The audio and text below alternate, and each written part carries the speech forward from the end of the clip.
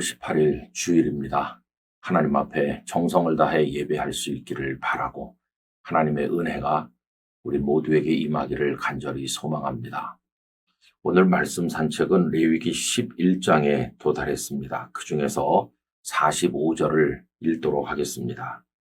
나는 너희의 하나님이 되려고 너희를 애굽 땅에서 인도하여 낸 여호와라.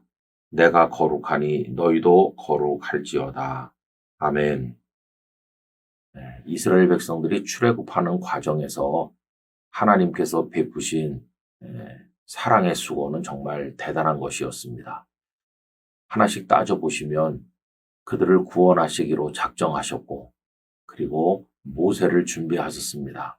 그를 이 땅에 보내주셨고 또 애굽의 궁궐에서 미디안 광야에서 80년을 준비하셨고 또 그를 불러서 아론과 함께 애굽 땅으로 보내셨습니다. 그리고는 하나님의 편팔과 강한 손으로 애굽 땅에 많은 능력을 행하셨고 그들을 출애굽시키셔서 홍해를 건너고 광야를 지나게 하셨습니다. 그동안에 하나님께서는 만나와 메추라기를 비롯한 그들의 삶에 필요한 것을 주시는 공급자이셨고 그들이 머물 곳과 가야 될 곳을 인도해 가시는 선한 목자와 같으셨습니다. 이 모든 것이 하나님께서 이스라엘에게 베푸신 사랑의 수고입니다. 그러면 이렇게 물어볼 수 있죠. 하나님께서는 왜 그렇게 수고하시는가? 라고 묻는다면 방금 전에 읽은 말씀에 나오는 것처럼 하나님의 답은 이겁니다. 그들의 하나님이 되려고 그렇게 했다. 나는 이스라엘의 하나님이 되려고 한다. 이게 하나님의 답인 것이죠. 그럼 또 다른 질문이 거기서 나옵니다. 하나님, 그들의 하나님이 되신다고 했는데 왜 하필이면 그렇게 형편없는 백성의 하나님이 되시려고 합니까?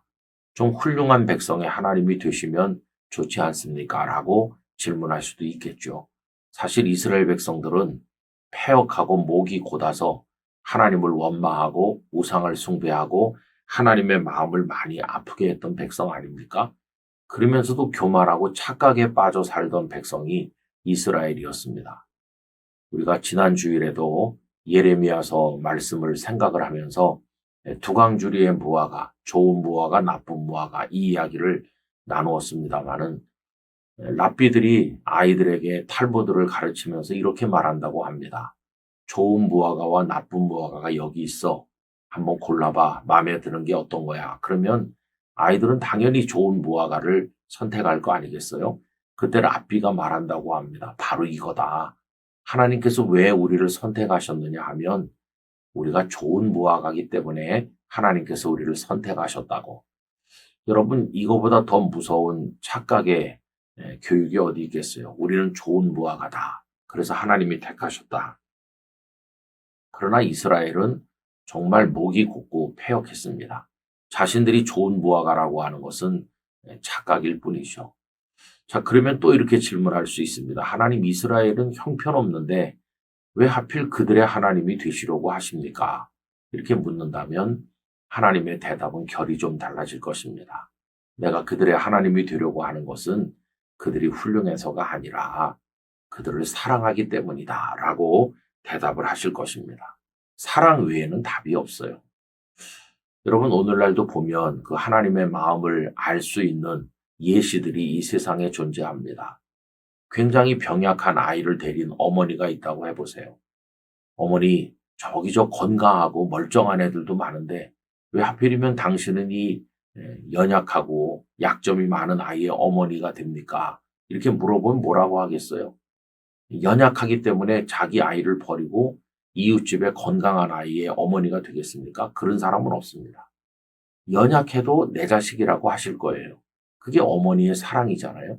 마찬가지로 하나님께서 왜 목이 곧고 패역한 이스라엘의 하나님이 되려고 하시는가? 그들의 하나님이 되시려고 하는 이유는 딱 하나예요. 그들을 사랑하기 때문이죠. 사랑을 제외해 놓으면은 그 여러 가지 질문에 대해서 답을 하는 것은 불가능하다는 것을 알 수 있어요. 그러면서 하나님이 이렇게 말씀하는 겁니다. 내가 너희를 사랑해. 그래서 너희 하나님이 되려고 해. 지금까지 너희들이 형편없이 사는 것은 내가 다 덮어주고 용서하고 내가 다 이해해. 그런데 이제 내가 너희의 하나님이 되기를 원하니까 좀 협력을 해라. 그러면서 요구하시는 게 하나예요. 내가 거룩하기 때문에 나와 함께 동행하고 나와 함께 살려면 너희도 좀 거룩해야 돼.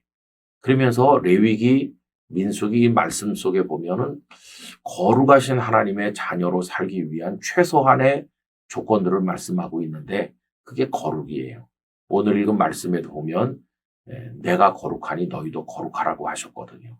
그래서 거룩하게 되는 방법 여러 가지 중에 하나가 음식을 가려서 먹는 거예요. 그러니까 먹어서 되는 음식이 있는가 하면 먹지 않아야 될 게 있는데 아니 왜 하나님은 이런 걸 정하셨지? 이렇게 생각할 수 있어요. 무슨 의학적으로 볼 때 어떤 문제가 있나? 아니면 영양소에 문제가 있나? 등등 판단해 보려고 할 수도 있는데 그거 다 필요 없는 것이고 하나님께서 그렇게 하심으로써 우리에게 거룩을 요구하신다는 것뿐이에요. 하나님, 나는 돼지고기가 좋은데 왜 먹지 못하게 하십니까? 예를 들어서 뭐 그렇게 질문할 수도 있고 나는 뱀고기가 좋다고 하는데 영양에 좋다는데요. 이렇게 묻는 사람이 있을지도 몰라요. 그러나 그 5만 가지 이유 중에서 답은 하나님이 그렇게 원하셨다는 것이에요. 과거의 이스라엘 백성들은 그걸 따라서 살려고 노력을 했는데 오늘 신약 시대 와서는 이제 그런 율법적인 규제에서 우리가 많이 벗어났지만 오늘날도 하나님께서 우리에게 거룩을 요구한다는 걸 잊어버리면 안 되는 거죠. 교만하지 말고 음란하지 말고 하나님 앞에 우리 자신을 지켜서 성결한 사람으로 우리를 조건 없이 사랑하시는 그 하나님, 우리의 아버지가 되시고 하나님이 되시는 그분을 높여야 될 것입니다.